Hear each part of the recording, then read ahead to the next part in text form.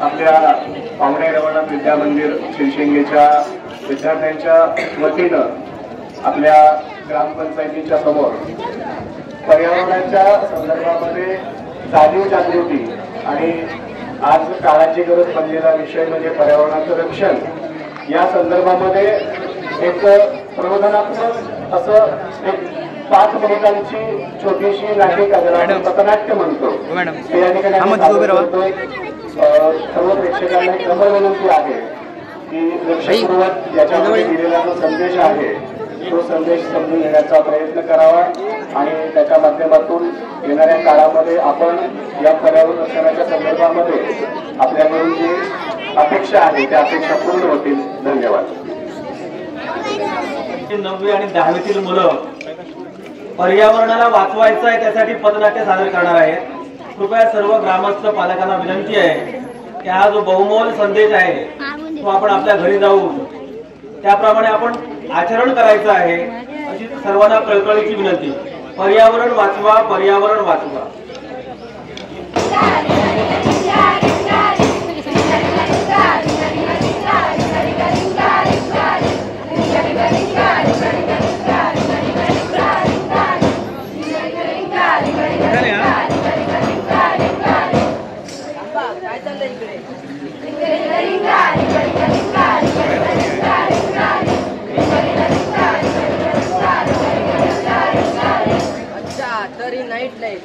पाश्चात्य परंपरेत तुम्ही आदर डोळ्यासमोर ठेवताय ना, यामुळे वायू प्रदूषणात अधिक भरत घालतात. हे समजतंय का तुम्हाला? आणि हे माहितीच असेल, झाडं रात्रीची कार्बन डायऑक्साईड बाहेर सोडतात. त्यामुळे शरीरावर अधिक दबाव येतो. शहाणे व्हा.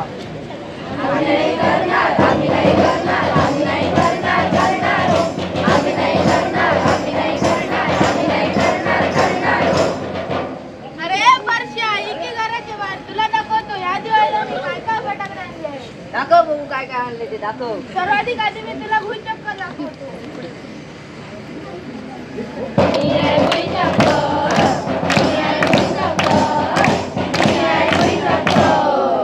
अरे याचं भुईचक्करचं भुसक्या निघालं. अरे हट, आता मी दाखवतो माझा भुईनाळा.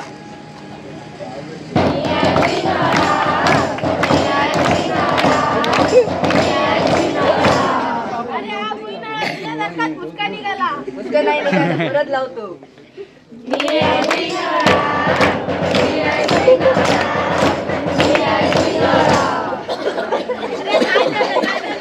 पाणी आणा. हो दादा, घ्या पाणी घ्या. हे काय रे, तुला तर अस्थमाचा त्रास आहे ना आणि तरी पण तू हे फटाके फुटतोय. आता समजलं या फटाक्याच्या धुरामुळे कसा त्रास होतो ते. या फटाक्याच्या धुरामुळे फक्त मानवालाच नाही तर पशुपक्षी आणि इतर सजीवांना देखील त्रास होतो. तुम्हाला माहिती आहे, या फटाक्याच्या आवाजामुळे पक्षी घाबरतात आणि ते लपण्यासाठी जागा शोधत असतात. या फटाक्याच्या आवाजामुळे त्या पक्ष्यांची अंडी फुटतात आणि त्यांच्या पिल्लांचा जीव त्यातच जातो. समजलंय तुम्हाला? हो, मी म्हणते विचार करा. जर या पशुपक्ष्यांनी सुद्धा आपल्यासारखी दिवाळी साजरी करायला सुरुवात केली, आपल्यासारखे फटाके फोडायला लागले तर आपला दिवाळा निघेल. म्हणून म्हणते, या फटाक्यांच्या क्षणभंगूर आनंदासाठी स्वतःचा आणि इतरांचा जीव धोक्यात घालू नका. तुम्हाला आठवत आहे, पर्यावरणाने नुकताच एक मोठा विस्फोट केला होता आणि जर आठवत नसेल ना तर मी आठवण करून देते. या बघा.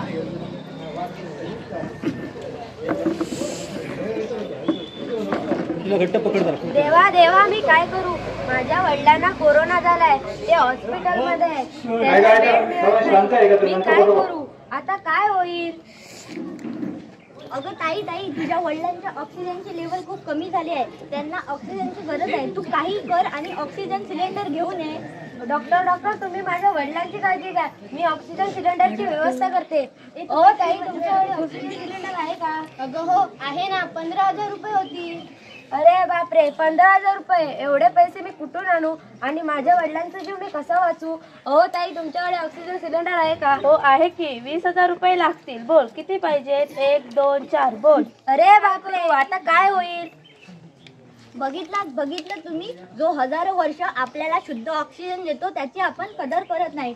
म्हणून कोरोना काळात आपल्याला दारोदारी फिरावं लागलं. अहो, मी तर म्हणते तुम्ही झाडे लावा ना. पण ते काही असो, माझ्या हॉस्पिटलमध्ये जे रुग्ण येतात त्यांच्या आजाराचं मुख्य कारण म्हणजे ही दूषित हवा. या दूषित हवेमुळे त्यांना दम्यासारखे अनेक आजार होतात. म्हणून म्हणते, हिच्या वडिलांसारखी कोणावरही परिस्थिती आणू नका.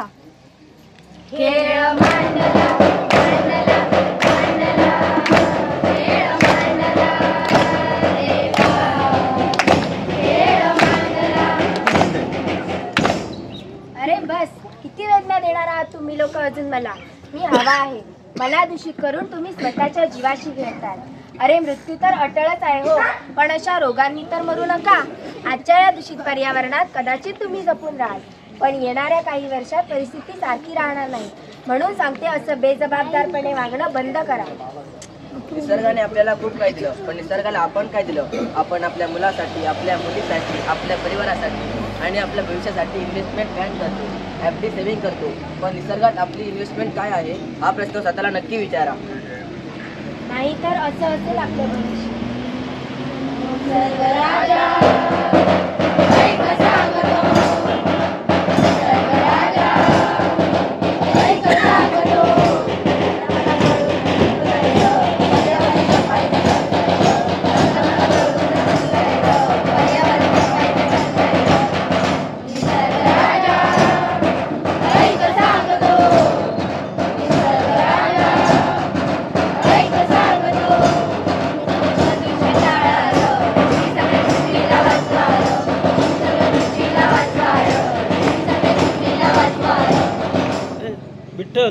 जास्त सायकलचा वापर करा आणि पृथ्वीला वाचवा.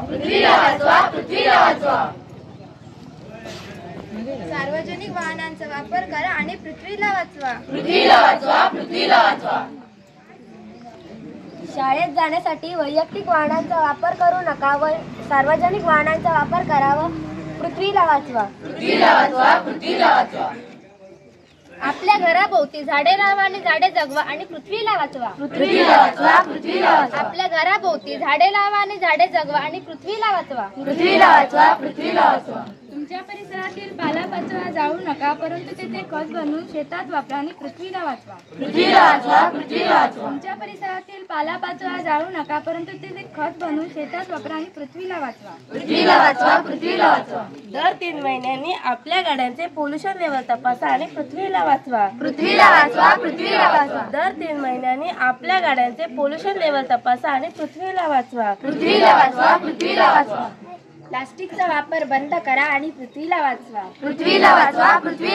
प्लास्टिकचा वापर बंद करा आणि पृथ्वीला वाचवा. निसर्ग राजा ऐक सांगतो. निसर्ग राजा